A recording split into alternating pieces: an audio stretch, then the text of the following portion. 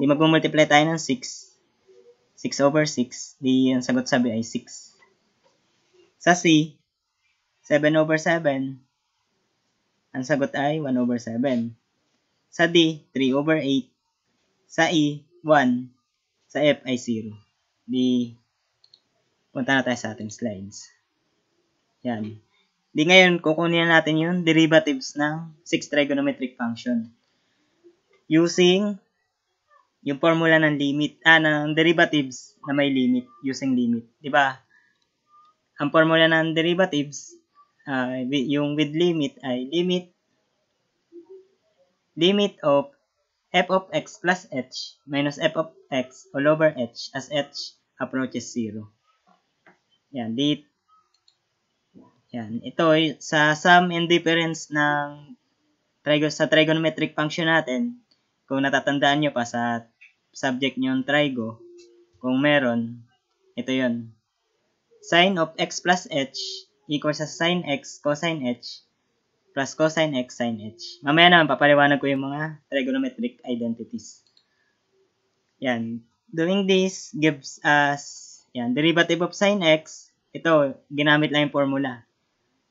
Papakita ko mamaya yan, para mas malinaw.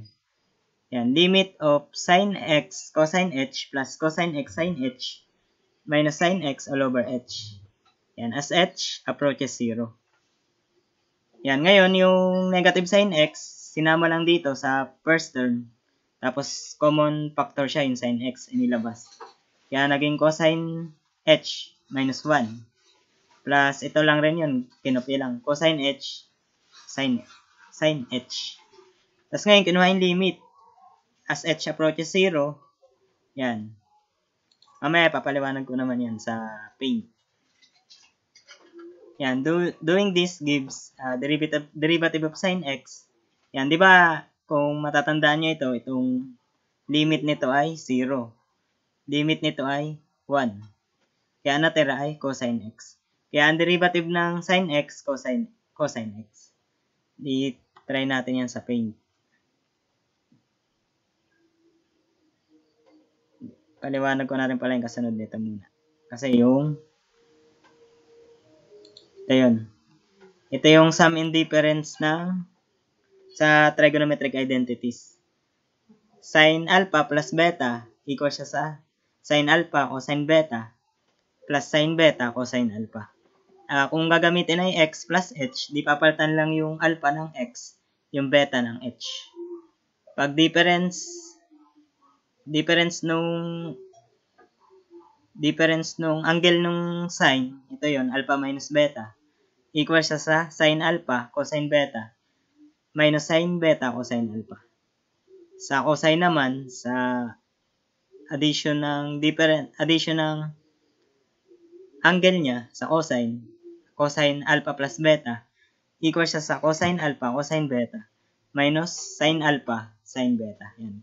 Madali siyang tandaan, cos minus sin. Cos sin. No. Pag sa cosine, di ba, cos sin.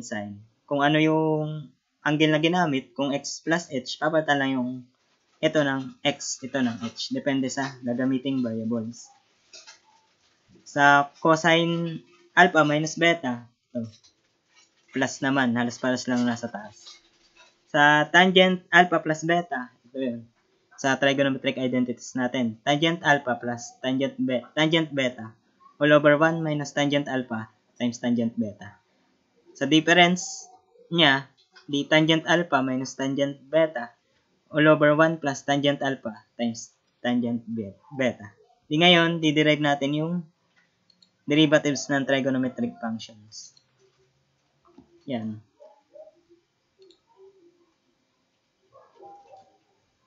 Saan maganda?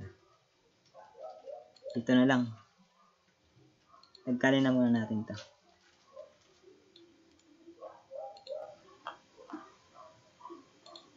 Yan. Di-derive natin yung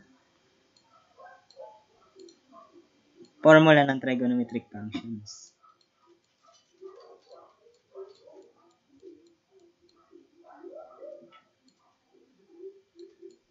Bago yun, recall natin yung formula ng derivatives using limit. Diba, pag dinderivatives mo yung function, ito yung formula niya. As h approaches 0, f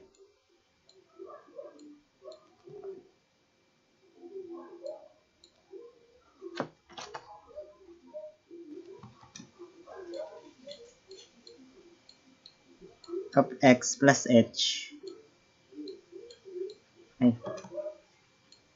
minus f of x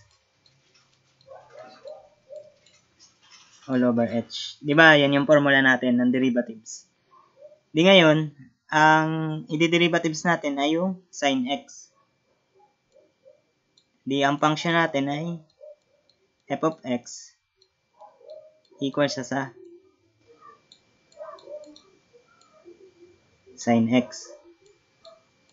Yan. Di sa formula, ito naman di ba lagi ang wala dyan. Yan, di kukunin natin yan. Di ang f of x plus h. Di ba sa function natin, ang input natin ay x plus h, di sa function, papalitan natin yung nasa kanan, na yung kung ano yung input. Di papalitan natin yung x na x plus h. Di siya ay sin of x plus h. Tapos sa pinakita ko kanina, di ba? Itong sin x plus h, ito yan. Yan, ito yan. Sin x plus h, parang ito yan. Sin alpha plus beta. Di yung alpha, papalitan ng x. Yung beta, papalitan ng h. Yan. Sin, yung magiging sin x, cosine h, plus sin h, cosine x. Yan, di gagawin natin yan sa trigonometric natin. Di itong sin x plus h, equivalent siya ng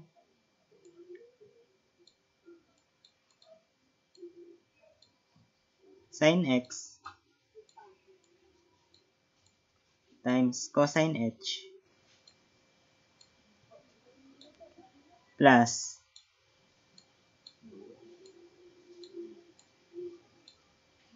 cosine x sin h.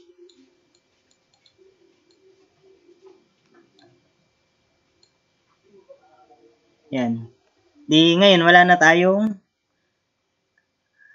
tayong ibang variable. Magagamit na natin yung formula na ito. Yung limit of f of x plus h minus f of x all over h as h approaches 0. Di gagamitin natin yan. Di yan. Lagay lang natin dito.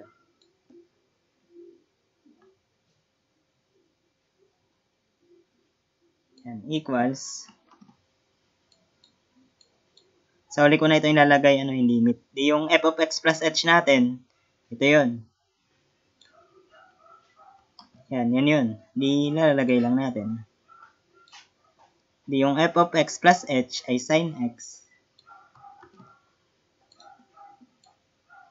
Parang mas mabilis. Yan, ito yun.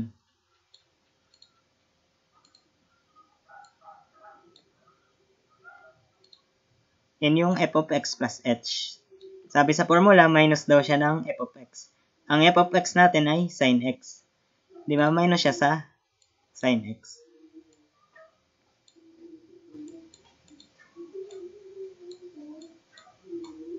All over h.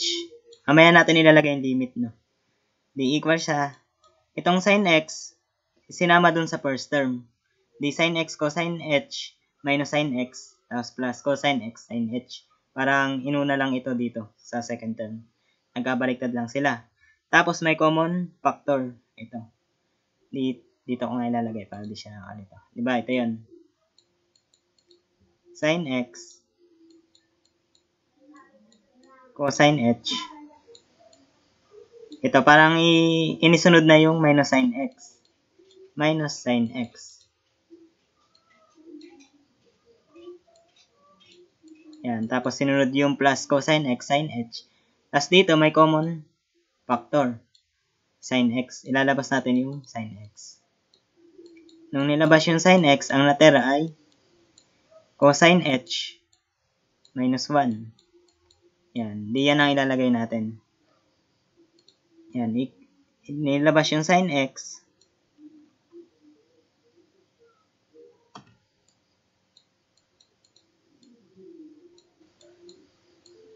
Hirap magsulat. Yan. Nilabas yung sin x. Di natira ay cosine h. Ay. Nadulas yung mouse. Yan. Ang natira ay cosine h minus 1. Diba? Yan yung nasa taas ginawa natin. Plus, diba may natira pa tayong term, yung cosine x. Cosine x sin h.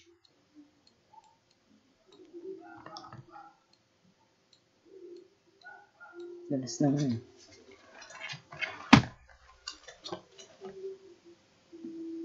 Natira ay cosine x sin h.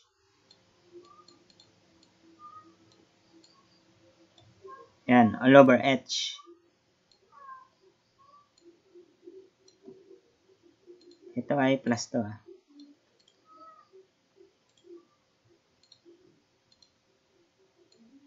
Yan. Tapos ngayon, di ba, tinagka lang natin yung limit. Babalik natin yung limit. Kukunin natin yung limit as h approaches 0.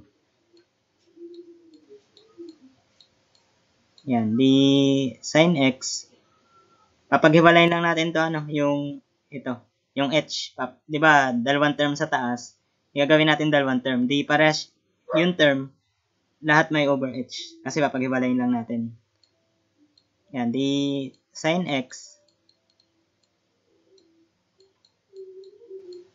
cosine h minus 1. Di papaghiwalayin natin yung dalawang term. All over h. Yan. Plus limit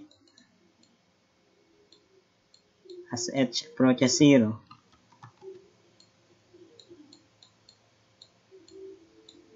Yan. Ito na yung nasa pangalawang term. Yan. May over h din siya. Kasi pinaghiwalay lang naman natin yung dalawang term. All over h kasi siya. Kaya may over h din dito. Hindi mahigi siyang cosine x sin h. Tapos ngayon, may makikita tayong pattern kagaya ng sinusolve natin kanina. Diba, itong limit yan, of cosine h minus 1 all over h, diba, equals to 0 yan. Tapos itong limit of sin x all over h, diba, equals to 1 yan. Di mangyayari,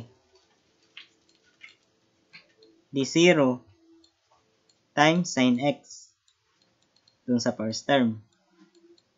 Sa second term naman, plus cosine x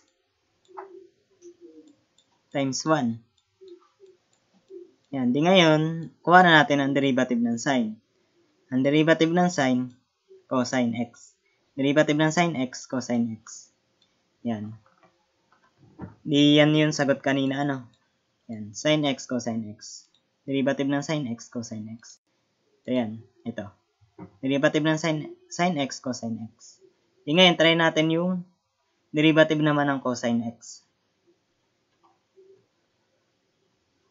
Dito pa rin. Try natin yung derivative ng cosine x.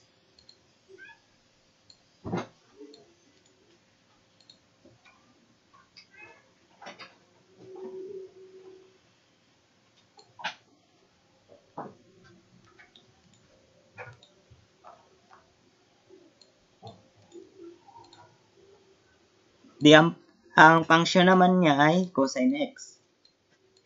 Yan ang kukunin natin ang derivative. Yung derivative ng cosine x. Di mangyayari, papalitan na as input ay x plus h. Di papalitan natin yung x ng x plus h. Di magiging cosine x plus h. Yan. Tapos sa trigonometric identities natin, yung cosine x plus h or cosine alpha plus beta, ito siya. Cosine A, cosine beta, or alpha, minus sine alpha times sine beta. Hindi yun. Gagamitin natin yun. Cos minus sin. Yan. Equal siya sa cosine x cosine h minus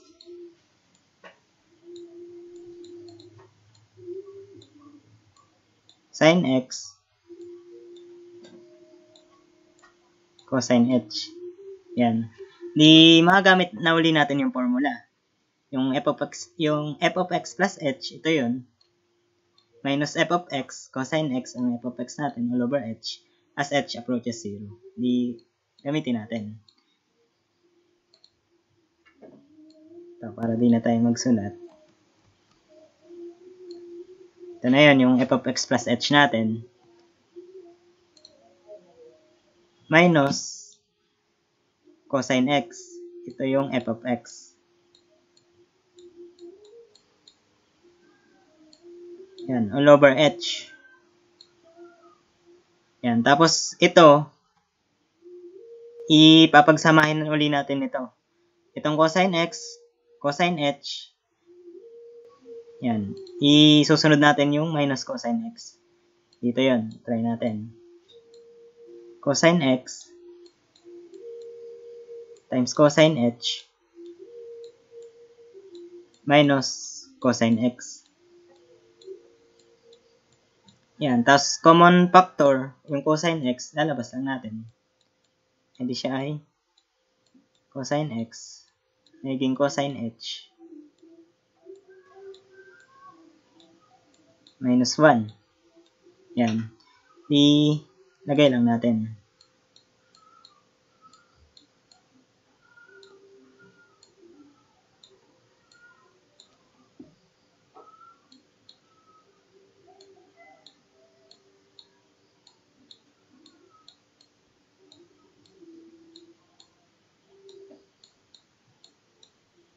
Yan, tapos ito, sunod na natin itong dating second term. Yan, minus sin x cosine h. Minus sin x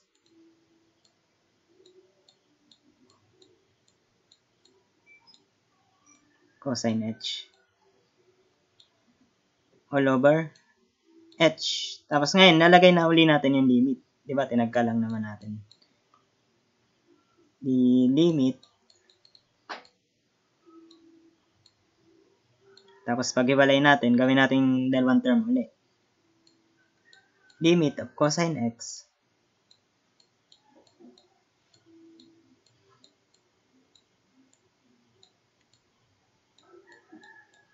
times cosine h minus 1 all over h as h approaches 0. The minus limit of sin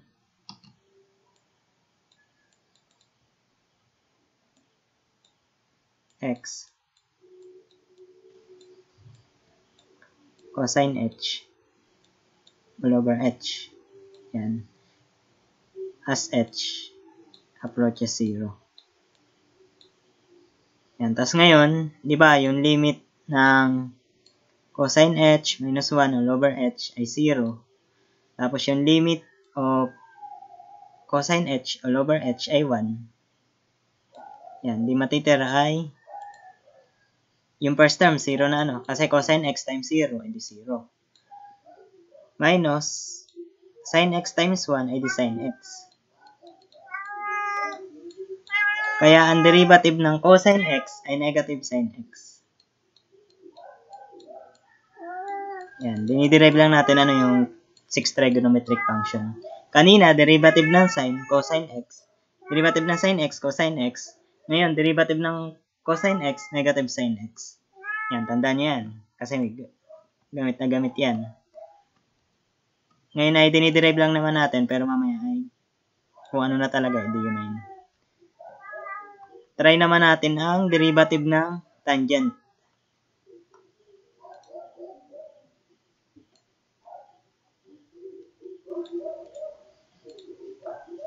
Yan, tangent naman, derivative of tangent x.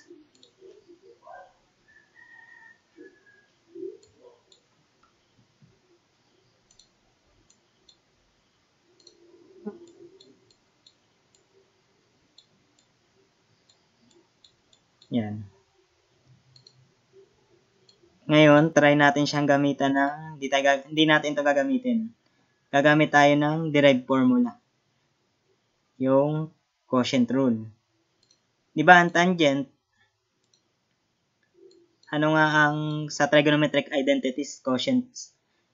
Di ba siya ay sin x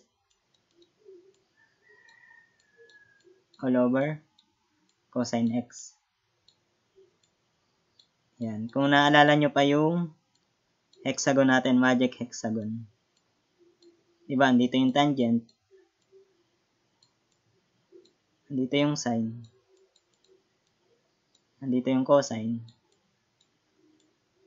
Inverse ng tangent, cotangent. Inverse ng sine, cosecant. Inverse ng cosine, secant. Yan. Kaya ang tangent sa quotient, ang quotient niya sa quotient identities, sine over cosine or secant over cosecant. Kung sa product naman, sine times secant. Diba? Di ngayon, using quotient rule sa derivatives, ano nga ang formula natin? Derivatives ng quotient rule. D over dx. Yan, huwag nyo itong makalimutan. Diba siya ay u over b. Ang u natin, sin x, ang b, cosine x. Diba siya ay b du over dx minus u db over dx all over b squared. Diba yan ang formula natin sa quotient rule. Di ngayon, gagamitin natin yan. Yan, tanggalin ko lang ano. Gagamitin natin yan.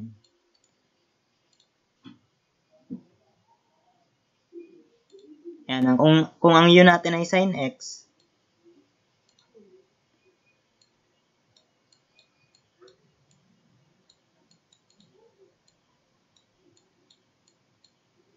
ang b ay cosine x. Yan. Di kukunin lang natin yung derivative ng u with respect to x. Ano nga ang derivative ng sin x? Di ba siya ay cosine x? Tapos db, function. Kukunin natin yung derivative ng b, db over dx. Ang derivative ng cosine x, yung dinerive natin kanina ay negative sin x. Negative sin x. Tapos using formula ng quotient rule, gagamitan na natin. Di ba sabi, b muna. Ang b natin ay cosine x. Tapos multiplied siya ng du over dx. D times cosine x. Diba? Minus u. Ang u natin ay sin x. Times db over dx. Ang db over dx ay negative sin x. All over b squared. Kung ang b natin ay cosine x, ay di magiging cosine squared x.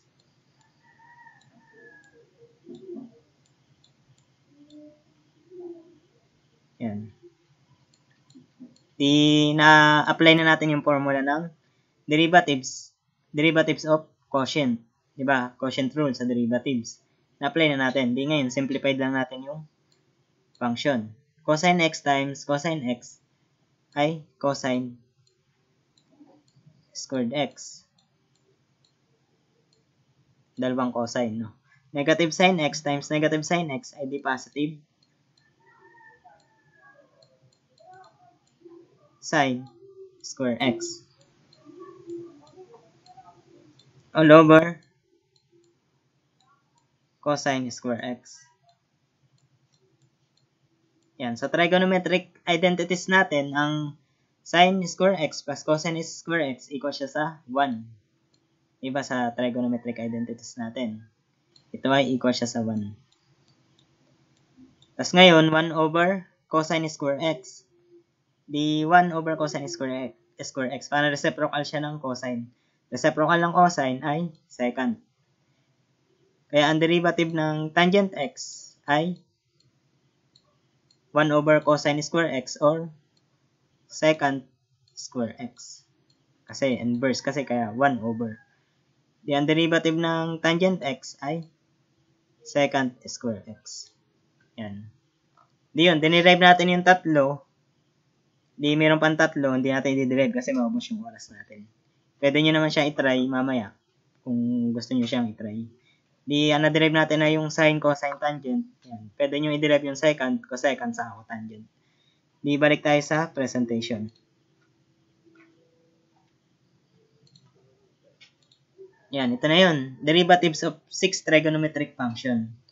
Yan, yung na-derive natin, derivative ng sine x, cosine x, derivative ng tangent x, secant square x, derivative ng secant x times tangent x, derivative of cosine x, negative sine x, derivative of cotangent x, equal siya sa negative cosecant square x. Yan, derivative of cosecant x, equal siya sa negative cosecant x times cotangent x. Yan, dito wala pa yung application ng chain rule. Yan, using application of chain rule, ito na yung formula natin. Ang nadagdag lang naman, du over dx. Diba, derivative ng sine, cosine, du over dx, derivative of cosine, negative sine u, du over dx, derivative of tangent u, equal siya sa secant square u, du over dx. Sa d, derivative of cosecant u, equal siya sa negative cosecant u, times cotangent u, du over dx. Sa e, derivative of secant u, equal siya sa secant u times tangent u, du over dx. Sa f, yan, cotangent u, equal siya sa negative cosecant square u. Anong mapapansin nyo dun sa formula natin? Sino ang may napansin sa formula? Doon sa 6 trigonometric functions. Yan. Kung ito yung tatandaan nyo para di kayo malito sa sign. Di ba merong positive, may negative. Ang tinatandaan ko dito dati, pag may ko. Bawa, kagaya nitong b, derivative of cosine, negative siya. Di ba? Derivative of cosecant, negative siya. Derivative of cotangent, negative siya. Yun. Yun ang tinandaan ko siya para malaman ko kung alin yung may negative. Derivative of cosine, negative sine u. Derivative of cosecant, negative cosecant u times cotangent u. Derivative of cotangent ay negative cosecant square u times du. Papakita ko lang yung recall tayo sa trigonometric identities. Yan, kita ba? Kita yung kita nyo?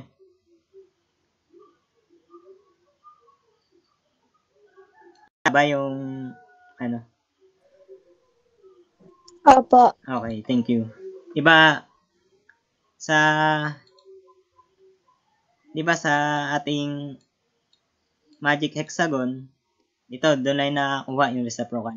Diba, pinakita ko na yung kanina. Ito yung tangent, sine, cosine, inverse ng cosine, secant, inverse ng sine, cosecant, inverse ng tangent, cotangent. Yan, reciprocal identities. Ibig sabihin, reciprocal niya. Ang sine theta, kung ang, di ba, yung sa katapat niya, 1 over cosecant, reciprocal niya. 1 over cosecant theta. Yun yung kung ano yung katapat. Diyan, madali na yan. Madali na itong reciprocal identities. Ngayon, sa quotient identities, di ba, dito rin siya. Sine over cosine, tangent. Yung cotangent ay cosine over sine. Pythagorean, ito yung ginamit natin kanina, yung sine square theta plus cosine square theta equal siya sa 1. Ito, Kahit di nyo na to tandaan, pero kung matatandaan nyo, mas maganda. Kasi ito ay nanggaling nandito. Try natin kung bakit itong dalawa nanggaling lang dito sa Pythagorean identities na to. Diba sabi, sin square theta plus cosine square theta equal siya sa 1. Di ngayon, divide natin sa cosine square theta. Both equation. Basta ito lang tatandaan nyo, yung sin square theta plus cosine square theta equal siya sa 1. Di ngayon, dinivide natin sa cosine square theta. Sin square theta all over cosine square theta. Diba, sin over cosine, siya ay tangent. Tangent square theta. Tapos cosine square theta over cosine square theta. Diba, siya ay 1. Tapos sa right side ng equation, 1 over cosine square theta. 1 over cosine. 1 over cosine. Ito, secant siya. Ito yun. 1 over cosine, secant. Hindi siya ay secant square theta. Diba, nakuha na natin agad ito. Ito na yun. Yun na yun. Ayun na, kuha na agad. Kaya pwede nyo tandaan ay ito lang. Sin square theta plus cosine square theta equal siya sa 1. Di ngayon, kunin naman natin yung pangatlo. Gagawin natin ay, kanina, dinivide natin sa cosine. Ngayon, di-divide naman natin sa sin. Sin square theta. Yan, dito lang na-derive yun sa unang equation itong dalawa. Di ngayon, isa-isahin lang ulit kada term. Sin square theta all over sin square theta equal siya sa 1. Plus, cosine square theta all over sin square theta. Cosine over sin, ito yung cosine over sin. Di ba siya ay cotangent? E di siya ay cotangent square theta. 1 over sin, di ba ang 1 over sin ay cosecant? Yan. Ito na yung formula number 3 sa Pythagorean identities. Yun na yun. Yan. Doon lang siya nanggaling. Kaya, technique ko dyan, ang tinatandaan ko lang talaga ito. Diba, mas kukunti yung natatandaan, hindi mo malilimutan. Kahit di mo natandaan yung dalawa, mababawasan yung iniisip mo na formulas. Kasi kaya naman i-derive. Madali lang siya i-derive. Yan. Kung natatandaan nyo ito yung mga trigonometric identities. Yan. Cofunction identities. Yan. Sin of pi over 2 minus theta, cosine theta. Ito yung ginamit natin kanina. Sign and difference formulas. Yan. Tapos double angle identities, power reducing identities, half angle, yan, product to sum identities. Yan. Ito, di ba, sa trigo natin, sa trigonometric. Kung nadaanan nyo nung senior high, yan. Kung natatandaan nyo pa, yan. Summary of trigonometric identities. Ibalik tayo sa presentation. Yan, ito na yung general formula natin. Derivatives of 6 trigonometric functions, including na dito yung application ng chain rule. Ito yung wala pa. Diba? Derivative ng sin, cosine x. Ang nadagdag lang naman yung du over dx. Yan, kung titingnan nyo, nadagdagan lang siya ng du over dx. Yan. Yan, example 2. Differentiate each of the following functions. A, g of x equals 3 secant x minus 10 cotangent x.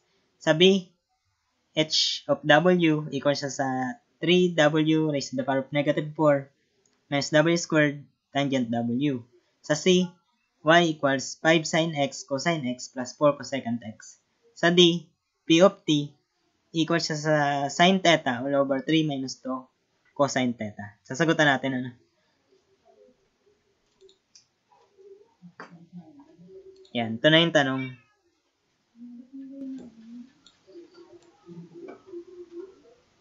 Yan, sagutan natin yung A. Pakita natin yung formula para Yan, di ba dalawang function siya? Igagamitin natin yung sum or difference rule sa trigonometric. Di ba pag sa sum or difference, kada term, i-derivative. Di sagutan natin yung A. Yan, G prime of X. Di kada term, nasagutan natin.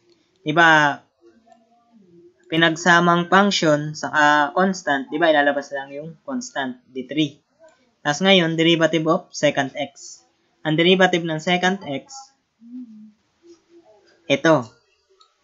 Yan, derivative of second u, equal siya sa second u times tangent u, du over dx. Di-derivative natin yung second x. Ang derivative niya, ayun, imagine siyang second x times tangent x tapos du over dx. Ang u natin ay x kasi 'di ba second x na ang diniderivative natin.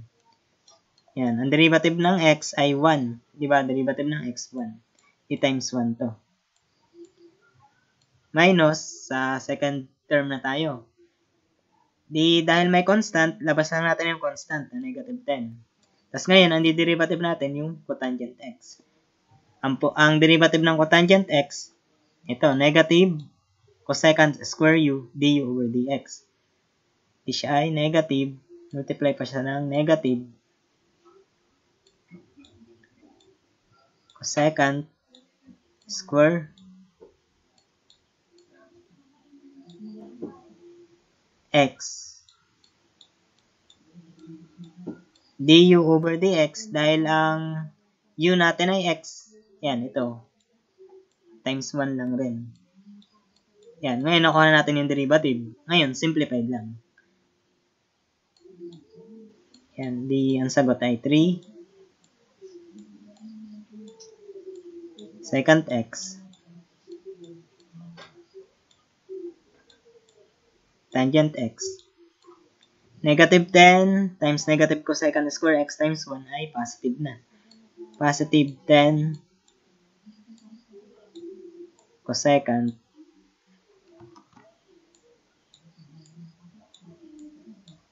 square x. Yan, ito yung sagot sa A. Iba, madali lang siya, basta susundin lang natin yung formula. Formula ng derivatives using sum or difference rule, tapos derivatives ng trigonometric function. Yun. Ngayon, sagutan natin yung letter B. Yung h of w equals sa 3w is the power of negative 4 minus w squared tangent w. Isagutan natin yun.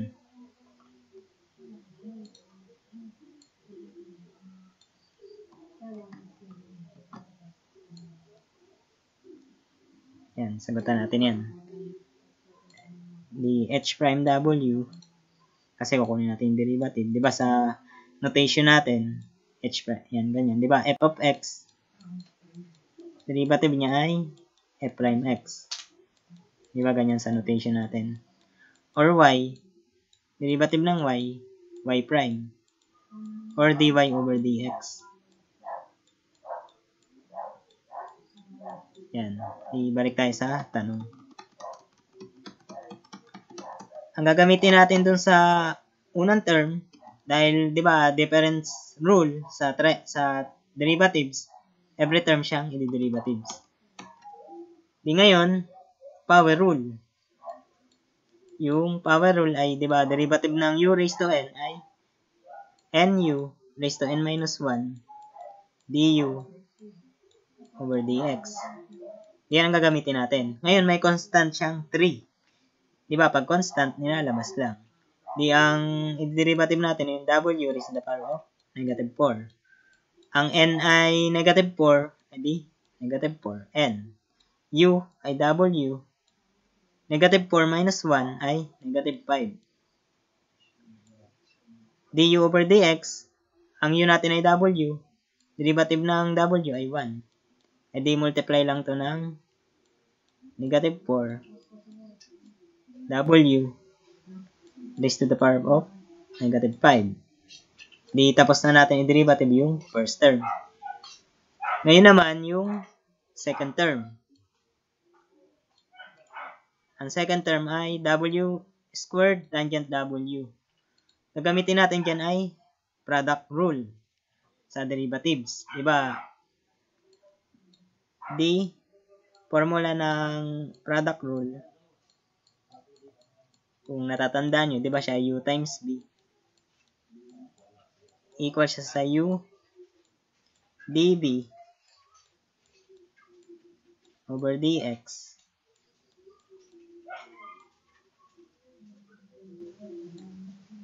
plus b du over dx. Di ngayon, gagamitin lang natin tong formula na to. Di labas na natin negative. Di ang u natin ay w squared. Ang b natin ay tangent w.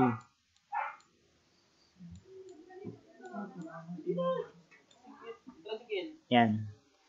Di ngayon, u. Gagamitin natin yung product rule sa derivatives. U daw muna. Di sulat lang natin w squared. Kasi yun yung u natin. Tapos, derivative ng b over dx. Ito yun. Di ang db, kukunin natin yung db. Dahil w yung ginamit niyang variable, edi over dw. Yan. Derivative ng tangent w. Ito. Second square u. Square u to. Wala tong negative. Yan. Second square u. Du over dx. Siya ay derivative ng tangent w ay second square w. Du over dx. The derivative ng tangent w ay second square w times du over dx. Derivative ng w, 1 lang naman. Yan. Di-multiply natin sa second square w. Ito.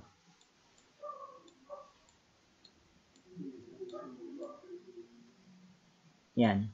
Ang nakuha pa lang natin, ito pa lang. U db over dx. D plus, may plus pa. B. Ang B natin ay tangent w. Di kopyahin lang natin yung tangent w.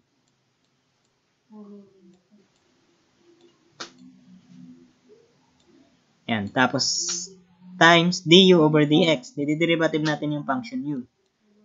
Ito yun. Du over dx, since w yung variable, edi over dw. Derivative ng w squared ay 2w. Para lang siyang derivative ng x squared. Di, multiply pa natin sa 2w.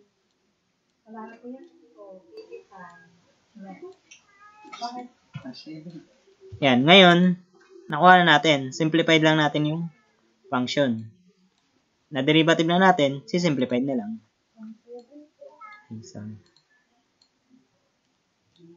Tagkalin ko lang to. Yan.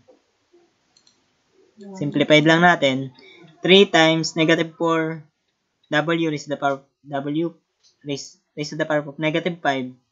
Siya ay negative 12. Tapos w raised to the power of negative 5 dahil negative, mapunta siya sa denominator. Minus the negative times w squared, second square w ay negative w squared, second squared w. Negative times tangent w times 2w, edi negative 2. Iuna lang natin yung 2w tangent w. Yan. Ito na yung sagot sa B. Yan, yun na yung sagot sa B. Ngayon, sasagutan naman natin yung C. Yan. Di nakasya, di magtagkalin natin tong una.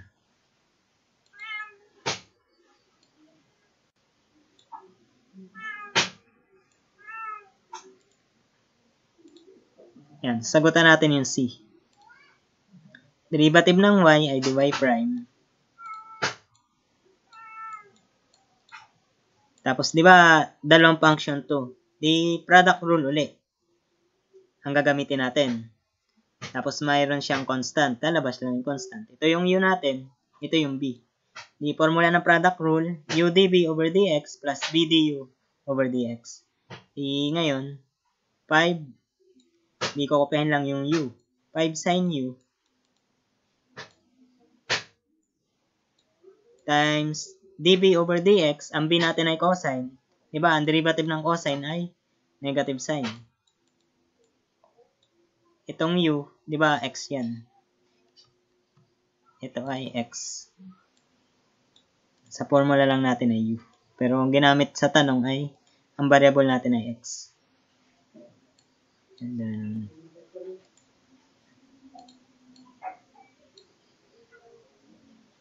x. Yan. Times negative sin x. Ito yung derivative ng b over dx. Yan. d plus b. Ang b natin ay cosine x. Dahil may kasama pa rin dito yung constant, di sama natin. 5 cosine x. Derivative ng sine, cosine.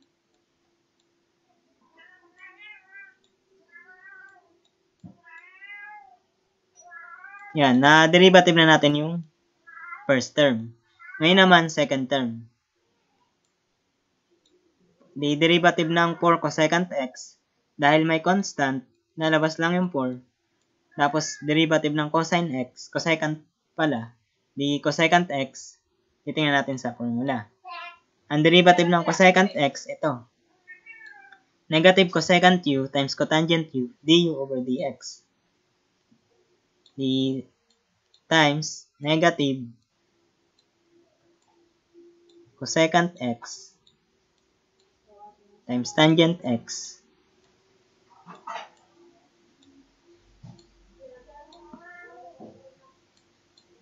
tas times du over dx. Ang u natin ay x, di times 1 lang to. Yan. Di ngayon, nagamit na natin yung formula ng derivatives. Ngayon, simplified lang. Di may common factor 5. Labas natin yung 5. Lagi siyang negative sin square x. Diba, sin x times negative sin x, negative sin square x. Plus, cosine x times cosine x ay di cosine square x. Yan, tapos itong pangalawang term, ipapasok natin itong 4. Dinagay siya ng negative 4. Cosecant x times tangent x. Yan. Ito yung sagot sa C. Sa tanong sa C. Ngayon naman, yung letter D naman ang sasagutan natin.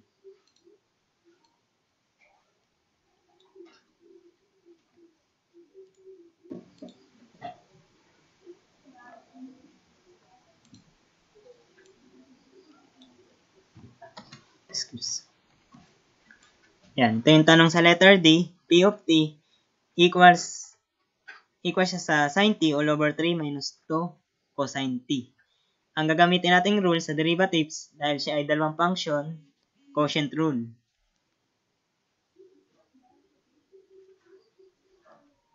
Yan, quotient rule ang gagamitin natin. Ito yung u over b.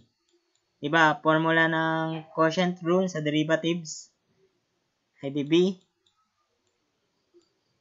du over dx minus u db over dx all over p squared. Yan. Di ang u natin, lagay ko lang dito, sin t.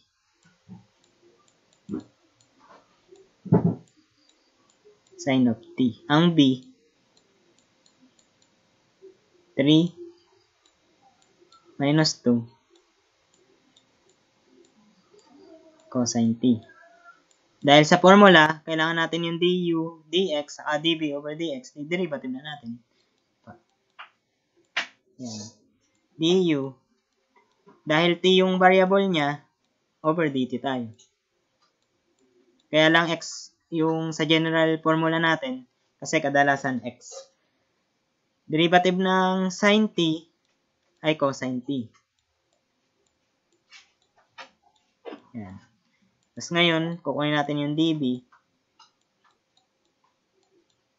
over dt. Ang derivative ng 3, 0. 0. Tapos ito ay minus 2 cosine t. Lalabas lang natin yung negative 2. Ang derivative ng cosine t, di ba siya ay negative sign. Yan, kaya siya ay equal sa 2. Negative 2 times negative sign, hindi positive 2 sin t.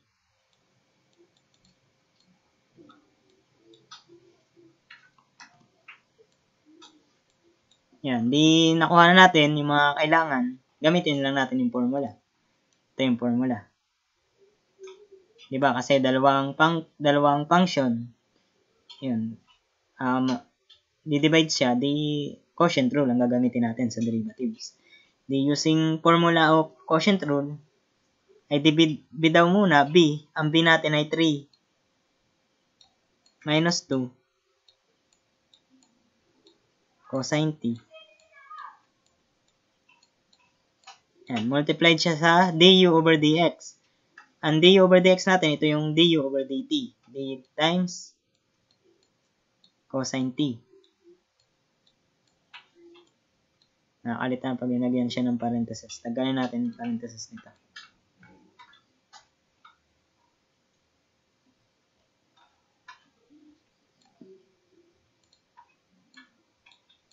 Yan, cosine t times cosine t. Minus u. Ang u natin ay sin t. Times dv over dx. Ang dv over dx natin, ito yung dv over dt. Ito yung 2 sin t. Times 2 sin t. Lagyan natin ito ng parenthesis na. Yan. All over b squared. D over siya sa 3 minus 2 cosine t squared. Yan, nagamit na natin yung formula, simplified lang. Yun lang naman siya eh. Basta nagamit nyo na yung formula, si-simplified nyo na lang, yun na yung sagot. Basta susundin nyo lang ang formula, madali lang naman yung calculus. Di papasok lang natin yung cosine t. Magiging siyang 3 cosine t. Negative 2 cosine t times cosine t ay di negative 2 cosine square t. Minus sin t times 2 sin t ay di minus 2 sin square t.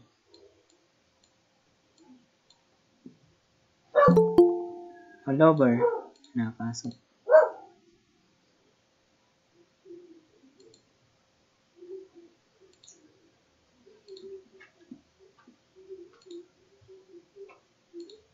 Yan, all over 3 minus 2. Ito ka muna. 3 minus 2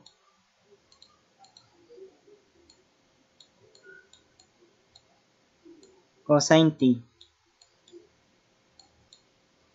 squared. Yan, pwede na yan yung sagot.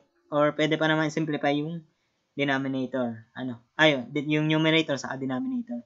Yung denominator, pwede pang expand. Yung numerator, ito, mayroon siyang common factor, pwedeng ilabas yan.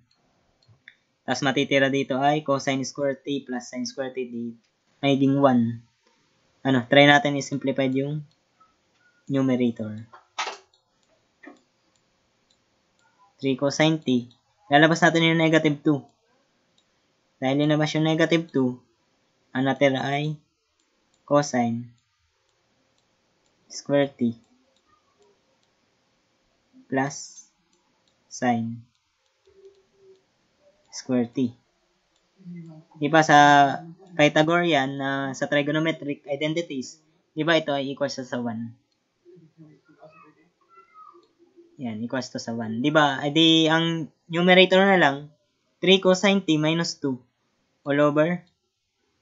Yan, pwede siyang expand or pwede naman hindi na rin.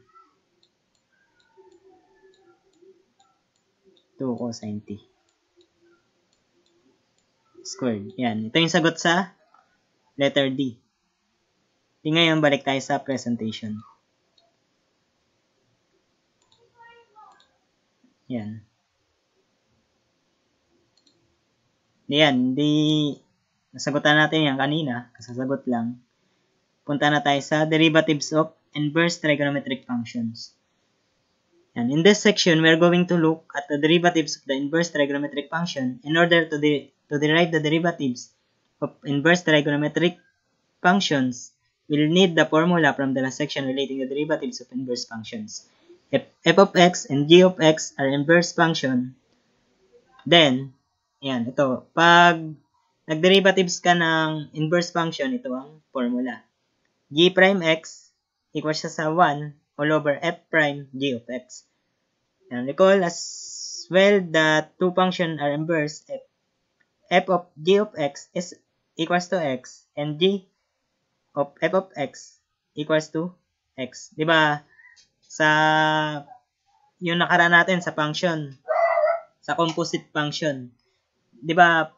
Pag yung dalawang function ay composite tapos inverse, diba? Equals lang sila ng sagot. Dun sa nakaraan nating topic sa kaunahan. Yan, ito ang formula ng derivatives ng 6 inverse trigonometric function. Derivative ng arcsine x equals sa 1 over square root ng 1 minus x squared. Cosine x ay negative 1 all over square root ng 1 minus x squared.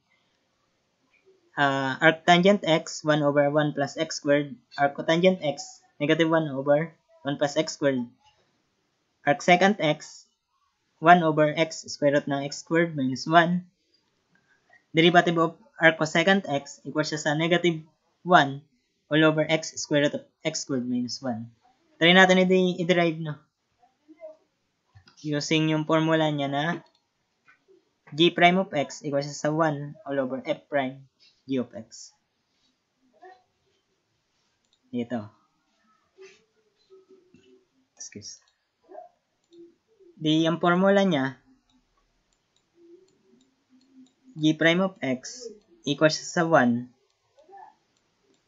all over f prime of g of x. Yan. Ngayon, ang i-derive natin ay yung arcsine. Ang g of x natin ay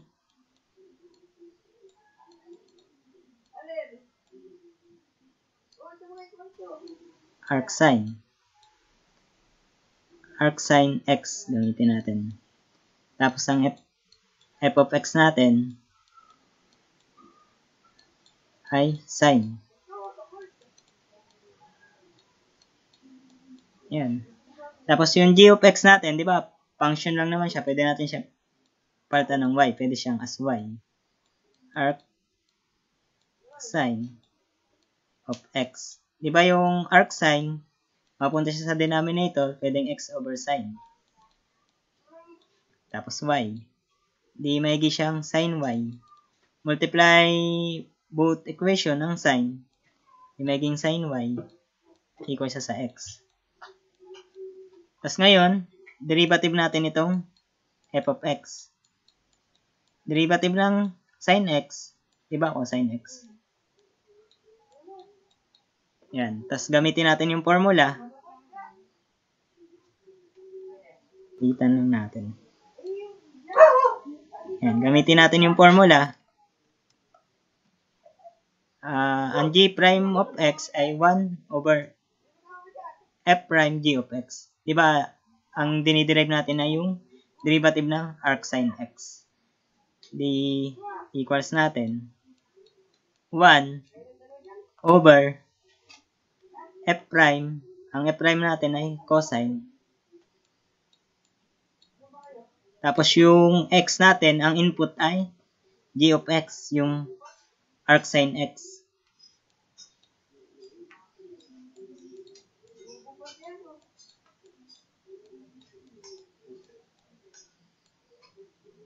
Yan. Tapos yung arcsine x, di ba equal siya sa y? Di may siyang 1 over cosine y. Tapos ngayon, di ba using sa Pythagorean identities, sine squared y plus cosine squared y equal siya sa 1. Di yung cosine y equal siya sa plus or minus kasi square root natin. Itong sin y lilipat sa kabila, di magiging negative. Sin square y. Di papalitan natin yung cosine y. Palitan natin ng 1 over plus or minus square root ng 1 minus sin squared y. Yan. Tapos ngayon, di ba yung sin y ay equal siya sa x? Papalitan natin itong, di ba may siyang dalawang x, di x squared. Di siya ay 1 all over square root ng 1 minus x squared. Dito na yung derivative ng arcsine.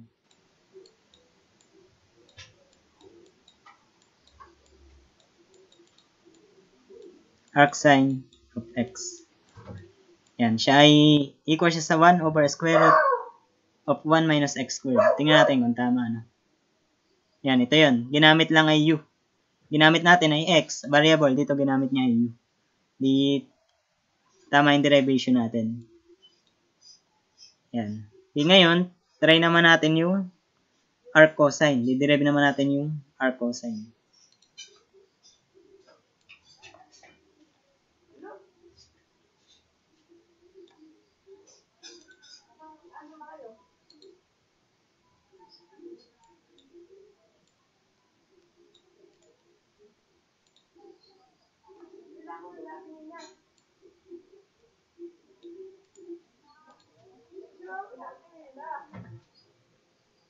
Di ngayon, yung g of x natin ay arc cosine.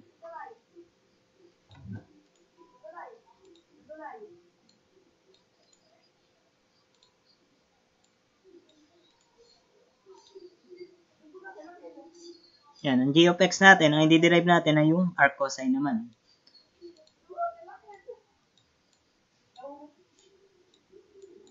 Arc cosine of x. Ang f of x natin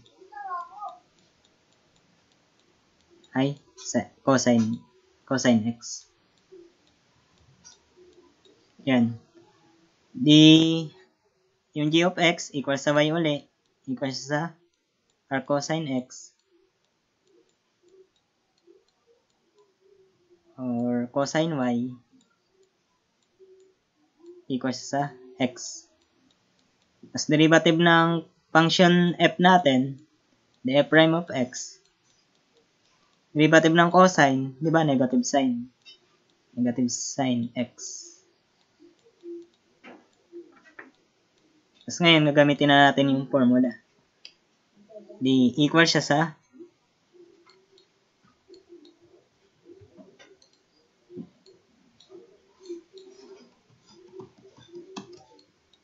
equal siya sa 1 all over negative sin x. Ang x natin ay yung arc cosine.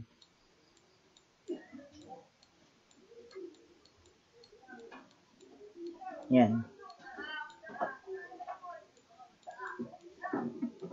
Tapos ngayon, di ba yung arc cosine natin equal siya sa y.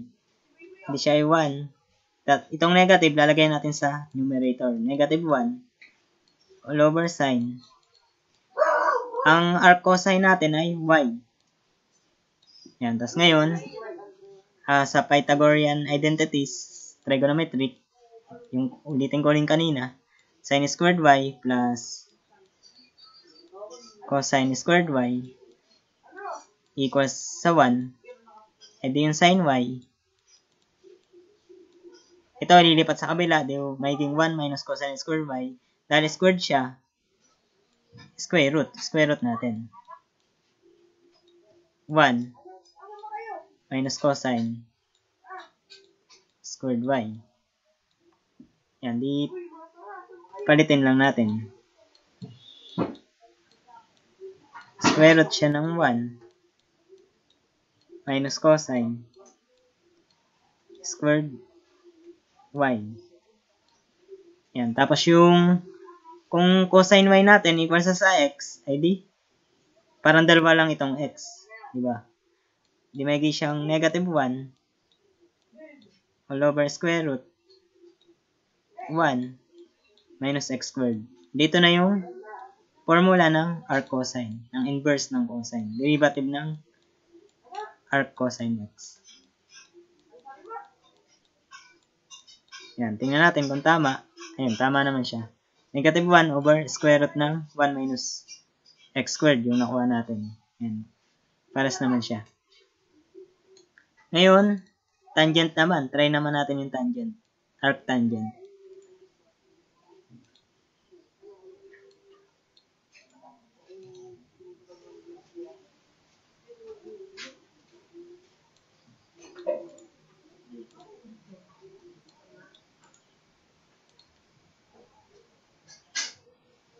Di ang g of x natin, arc tangent.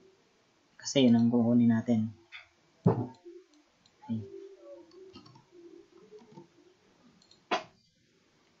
G of x, arc tangent.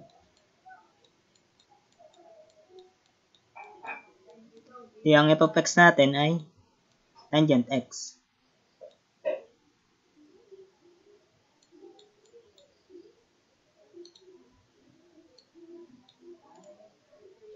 Ngayon, kukunin natin yung derivative ng tangent x. Ang derivative ng tangent x ay,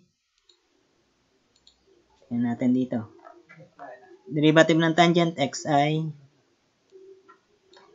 secant square x du over dx. Secant square x du over dx. Di may gitong secant square x du over dx, derivative ng x, 1. Hindi natin ilagay. Tapos ngayon, yung g of x natin, equal sa y. Tapos, yan, equal siya sa y. The arc tangent of x. Yan. Dito ay magiging tangent. Tangent y.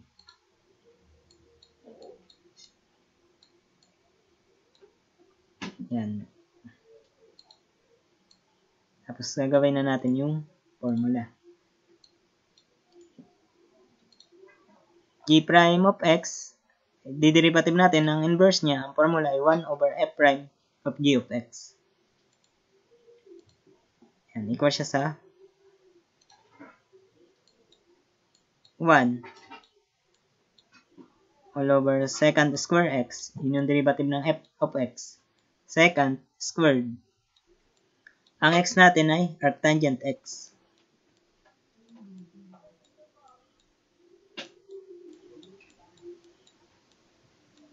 Yan. Tapos ngayon, yung arctangent x natin, siya ay y. Equal siya sa y. Yung magiging 1 over secant squared y. Yan, ngayon. Di pupunta naman tayo dun sa Pythagorean ng trigonometric identities. Ito, gamit yung sin square y plus cosine squared y equal siya sa 1. Second squared y ang kailangan natin. Diba, tatlo itong formula na to. Hindi natin kailangan i-memorize yung dalawa. Kung may memorize naman, okay lang din. Pero dito lang siya nanggaling. Ngayon, divide natin siya sa cosine squared y. Yan. Sine squared y over cosine squared y, tangent. Diba, sine over cosine. Tangent squared y. Tapos ngayon, cosine squared y over cosine squared y ay 1. Hindi plus 1. Equal siya sa 1 over cosine, inverse ng, di ba, 1 over cosine sa ay secant. Secant squared y. Ngayon, nakuha na natin secant squared y.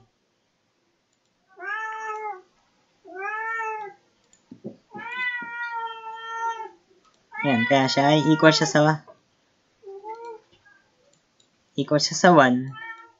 Ang secant squared y ay tangent squared y plus 1.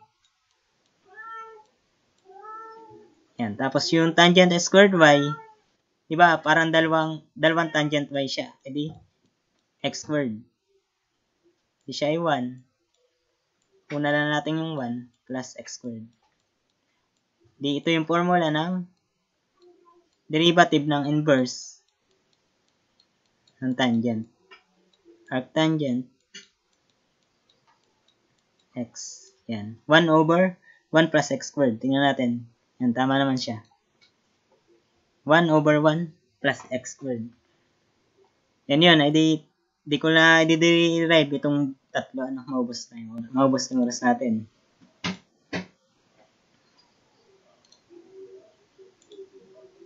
Yan. Ito na yun. Yung na-derive natin. Yan na yun. Ito na yung using application ng chain rule. Kasama na. Ang nadadagdag lang naman yung du over dx. Kaya huwag kayong malito. Ang gagamitin natin formula, ito na. Siyempre yung may application ng chain rule. Yan. Ito siguro ay